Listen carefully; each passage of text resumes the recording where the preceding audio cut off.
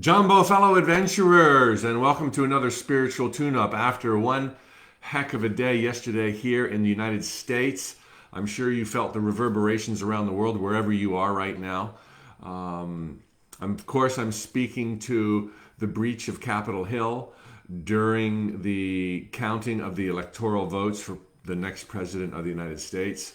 Where to begin, what to share? I'm sure it's on your mind, so I want to go there. I've got a few little ideas here.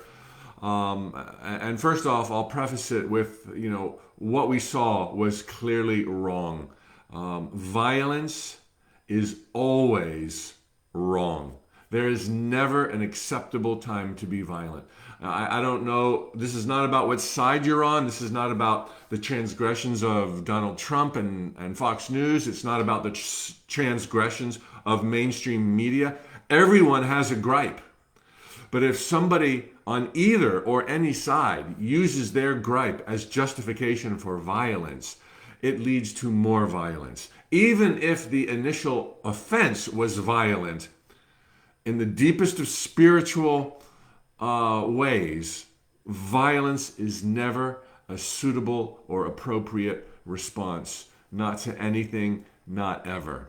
Now, I know there's tangents here, and I know that alone is going to raise a lot of questions. I've written books on this, if you will, major chapters on it to give it legs. I can't go there right now in a 5-minute little video. If you're curious, there's others who teach the same. You can look at my books, namely, Life on Earth would be a book of mine where I go into how violence is never okay, not even as a response to violence. But let's look at the bigger picture and find out where we're at and where we're going. And that is to realize that you and I picked a really wild and crazy and adventurous time to be alive. Literally, we are going from the dark ages. This present day is the dark ages into the light. And right now I can tell you, brothers and sisters, it is unimaginably beautiful where we're headed, where there will be love and respect for everyone, always, whether they're engaged in life or sitting on the sidelines, black, white, yellow, green, no matter what color, always love and respect for everyone. And we all saw that vision before we chose this lifetime. And we did choose this lifetime. Again, check out my books. I can't go deeper than that right now.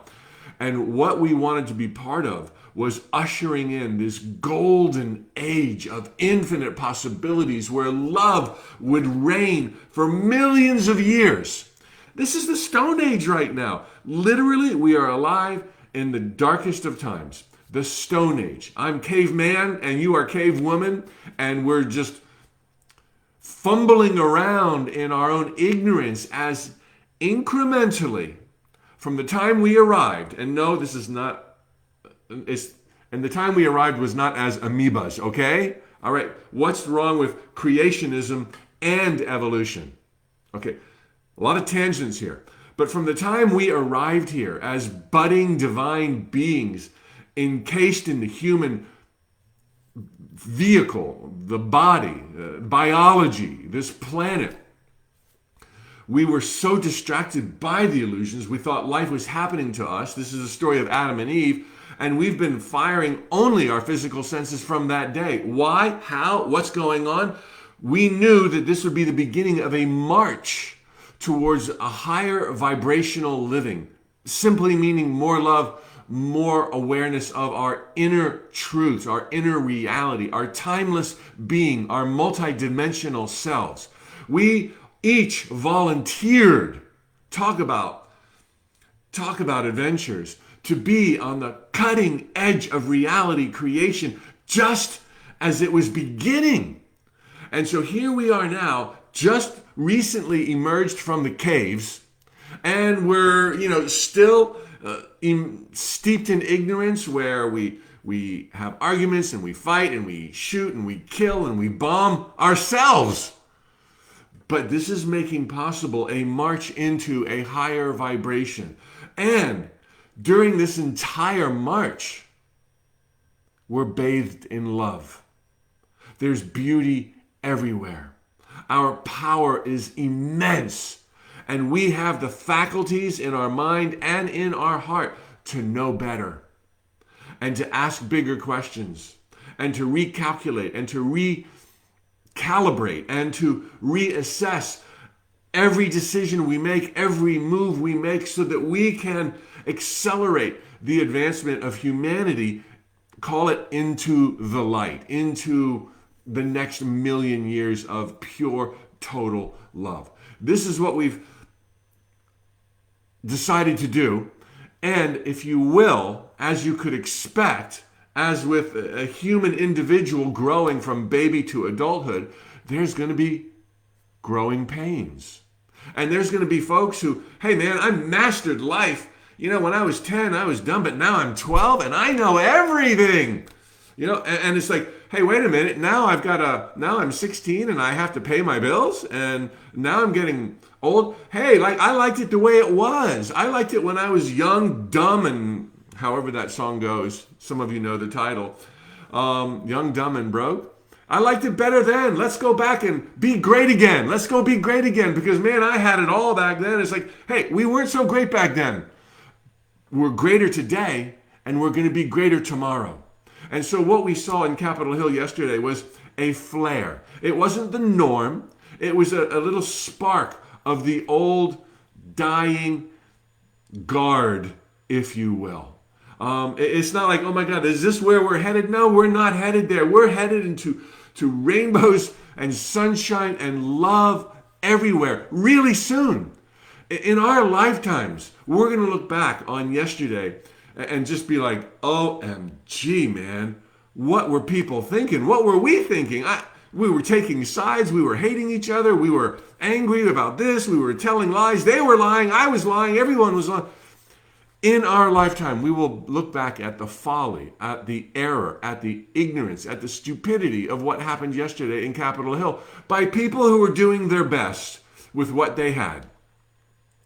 And so even now, all of us need to have some patience and some tolerance as we shine our lights as brightly as possible. And if you feel called to protest, go protest. If you feel called to write a blog or to shoot a video or to be heard, you go do that. Always in peace, always with reverence for the beauty of life and honor to other people, whether or not it seems like they deserve it, because everyone deserves respect. And if we could get quicker to the light, we would be respecting each other far more. There wouldn't be this political divisiveness, and we would be that much closer to the end game, if you will, when things really get fun, when everyone loves everyone, everyone helps everyone, everyone's totally creatively engaged in life with respect and honor. This is where we're headed. Look at where we've been even 500 years ago, the dark, dark, dark ages. Yes, it's still dark compared to where we're going, but there's still light. There's a dawn out there, and we can all see it.